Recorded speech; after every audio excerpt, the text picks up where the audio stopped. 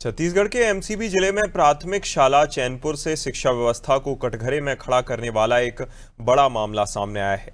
यहां साल 2024 के शिक्षा सत्र में करीब 50 बच्चों का नाम स्कूल से काट दिया गया, जिससे इन मासूम बच्चों का भविष्य दांव पर लग गया है।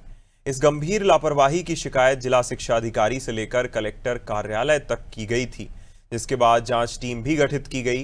लेकिन हैरानी की बात तो यह है कि आज तक ना तो जांच रिपोर्ट सार्वजनिक हुई और ना ही किसी जिम्मेदार पर कोई कार्रवाई हुई। अब शिकायतकर्ता आरोप लगा रहे हैं कि शिक्षा विभाग के ही कुछ बड़े अधिकारियों की मिलीभगत से इस पूरे मामले को दबाने का प्रयास किया जा रहा है।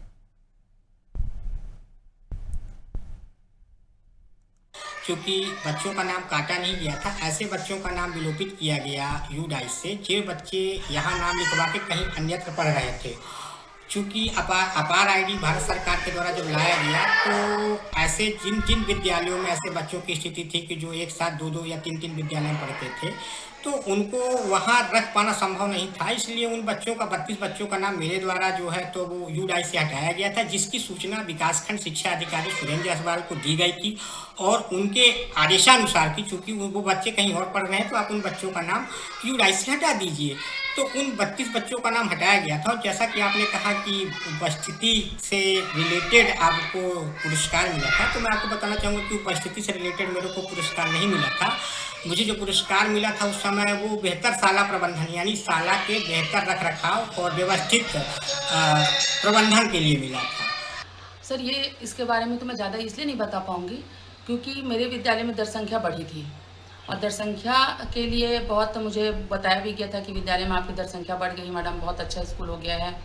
लेकिन जब मैं नवंबर में स्कूल से छुट्टी ली सर, तो छुट्टी के दौरान मैं 1 महीने की छुट्टी में गई थी। उस दौरान 2 महीने में ही विद्यालय से 50 बच्चों का नाम काटा गया।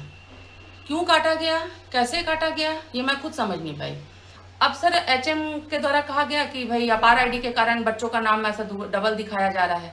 तो अगर डबल दिखाया जा रहा है तो उतने बच्चों का नाम डबल कैसे अब तक रहा? क्योंकि आधार कार्ड हम हमेशा चढ़ाते हैं बच्चों का यूडाइस में, तो ऑटोमेटिक समझ में आ जाता है। और यूडाइस में तो अभी भी बच्चों की संख्या दिखाई जा रही है, तो बिना उसके कैसे दिखाया जाएगा? और अपार आईडी आने के कारण 10 बच्चे 5 बच्चे समझ में आता है, सीधा 50 बच्चे। क्या लगता है?